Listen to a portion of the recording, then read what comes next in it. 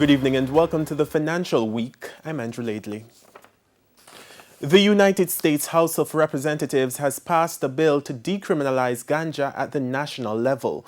Now, the move strengthens call for ganja to be removed from the list of federally controlled substances and erasing certain federal convictions. However, critics say the bill is unlikely to be taken up in the Republican-controlled Senate.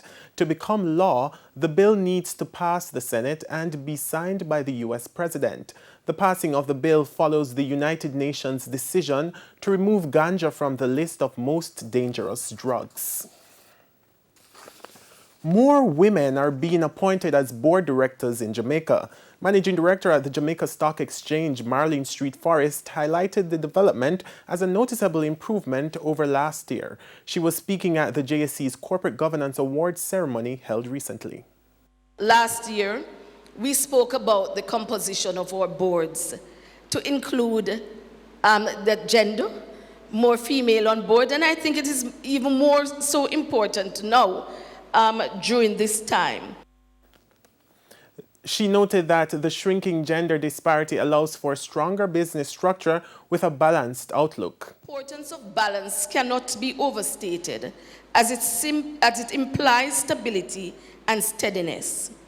I dare say this 2020 vision will serve as a compass which will reset our directions in regard to either upholding or recalibrating our vision and mission with greater emphasis on matters such as ESG and technology, and as we grapple with both the environmental and digital landscape. Now, Proven Investments Assistant Vice President Christopher Young has resigned from the company. He is to join the First Rock Group as Managing Director for First Rock Global Holdings Barbados. Mr. Young's leadership of the privately held First Rock Global Holdings is set to begin on January 18, 2021. To currency trading now, it ended today with the US dollar selling for $114.99. The Canadian dollar sold for $112.57. The pound closed at $196.09, while the euro is going for $178.06.